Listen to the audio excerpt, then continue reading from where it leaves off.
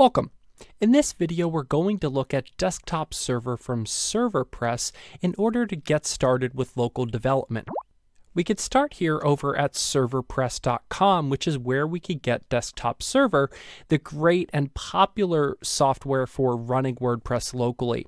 Now, they have two versions. We could see here a premium and a limited, and all the core functionality you're going to get with limited, and it's free. However, you could only run 3 sites at a time or have 3 local WordPress sites set up. Now, I suggest that you start off with this option. A lot of people are fine with it. However, when you start using it every day and really become reliant on it, it is definitely worth the unlimited one-time option, and you could see you get a bunch of extra features as well.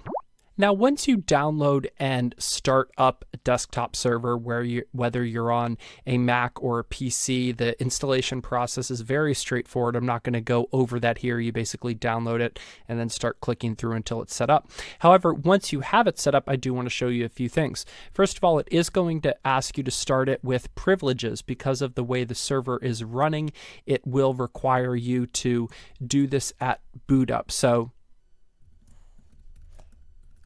a little extra work there, but it is required. So once you have that done, depending on what version you're using, I have the Pro version here. So I have a bunch of developer plugins. Now, I'm not going to go over each one, but you could see I have bypass login checked here, which lets me log in locally without entering a username and password every time. And, this doesn't get exported live, so it's safe doing locally in a dev environment.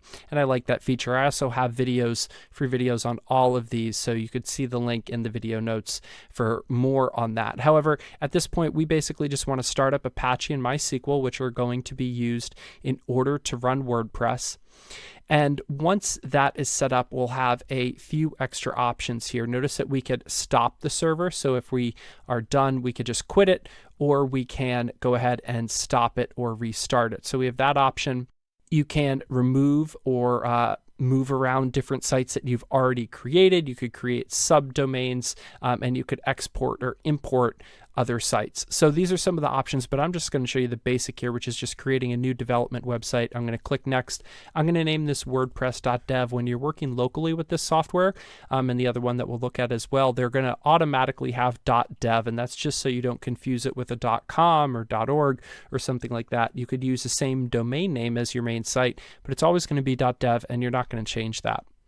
Now, blueprints are something that are a little bit out of the scope for me to talk about, but you can have different setups of WordPress kind of ready to go. However, it does by default have blank non-WordPress. So if you just ever had a small PHP project or you just wanted a server set up and running, you could actually do this and not install WordPress at all. So we're going to leave it on the WordPress install. And finally, notice that it's going to automatically put your files or the folders that you need into documents, websites, and then WordPress.dev, which is based off of this URL. However, you can browse and change that. I actually personally like to save my sites into Dropbox so that I could have that synced on any computer I need and backed up. You may not find that helpful or necessary. So by default, they're here. You could change that. You could put it anywhere and it shouldn't mess anything up. So that's the basics. Let's go on to the next step.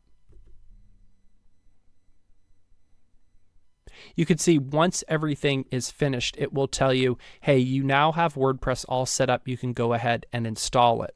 So coming over here to WordPress.dev, normal basic WordPress installation process. I don't really need to show you or go through these steps to set up a site, but you do. So I suggest you at least grab this free version of Desktop Server if you don't already have it. Go through the process, set up the site locally, and you're ready to go. Now, I want to show you one other thing, which is if we have desktop server running and we just go to localhost, so no .com, no port, no anything else, it's going to load up this page. And you can see I have a bunch of different sites set up already in ServerPress, and they have these quick links where I could jump right to the website, or I could jump right to the dashboard, or I could jump right to the database. So this can be helpful. If you pop this open, this is going to give you PHPMyAdmin, which is a very common online web app for interacting with MySQL databases. And this will let you run whatever you need and do whatever you need to do to modify and check out your local database. So that's a really handy feature. You may find that helpful. And you could also jump directly to PHPMyAdmin for all of the different ones from here. So there you go, desktop server. I really suggest you try it out, play around with it. And then in the next video, we'll take a look at one of the alternatives for desktop server that's basically going to do